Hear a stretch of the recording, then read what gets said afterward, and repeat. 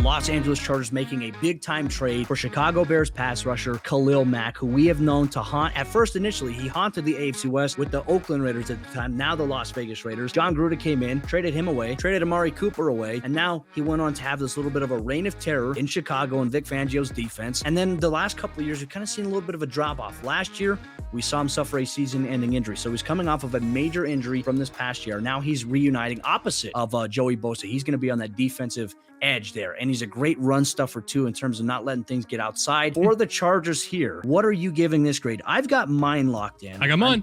All right, so let's go. Let's hold this bad boy up. 3, 2, 1. I'm giving it a B+ here. And I know that there's going to be Chargers fans that see this and are like, oh yeah, this was an AA+ grade. The Chargers are going to have the best defense in the AFC West. Here's the deal. Joey Bosa, and I love Joey Bosa. Joey Bosa is a beast of a football player, as a defensive player. My concern with Joey Bosa is he has had an increase and an uptick in concussions the last couple of years. Yeah. I'm a big proponent on player safety and concussions. As somebody who's dealt with many throughout my playing career, that is one area where I'm like, hey, I'm going to hold a little bit of skepticism against it. When he is healthy, Joey Bosa is a piss missile dog of an edge rusher. He is a bully, and you can evidently see why. It runs in the Bosa family. Now you bring in Khalil Mack opposite. I think it's a great move. However, you are hoping that Khalil Mack can stay healthy.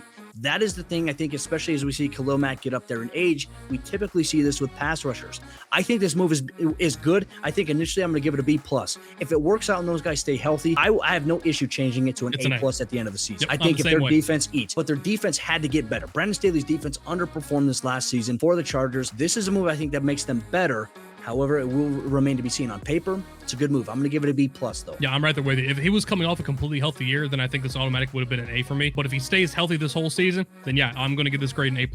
Like Khalil Mack, he is one of the most disruptive guys coming off the edge. He was that way when he was with Oakland. He was that way when he was with the Chicago Bears. Pairing up alongside with Joey Bosa. I love this move for the Chargers. They're one of my favorite teams just to watch as just a casual fan, not just of the team, but just as a fan in general of the NFL. I love what this team has built, the momentum they have been riding. They should have made the playoffs last year. Everything they're doing is just creating a more well-rounded defense, not to mention that, but the additions they've made, all in with CJ Jackson, all this stuff you have going on in the secondary position. I love what they've done bringing in Khalil Mack. I think he's going to have a bounce back year this year. Most likely this grade will go up from a B+ into the A range, so long as both Bosa and Khalil Mack stay healthy. Let's flip it to the Chicago Bears side of things real quick. We don't even have to do the notebook here, the iPad. I'm going to give it a C+. I think for them, evidently entering what I feel like is a rebuild, and they're trying to rebuild young with Justin Fields, obviously a new GM, a new head coach, and a defensive-minded head coach at that, which to me, I feel like is a little concerning considering what we saw from Justin Fields last year. I think you need to bring in an offensive system around him that's going to focus and build on what he's good at, and they need to continue to find a way to address the offensive line. Defense alone is not simply going to do it, and obviously because they have a defensive-minded guy and they traded away, obviously, Khalil Mack, doesn't really give me strong optics about them, at least this season, so I'm going to give them a C+.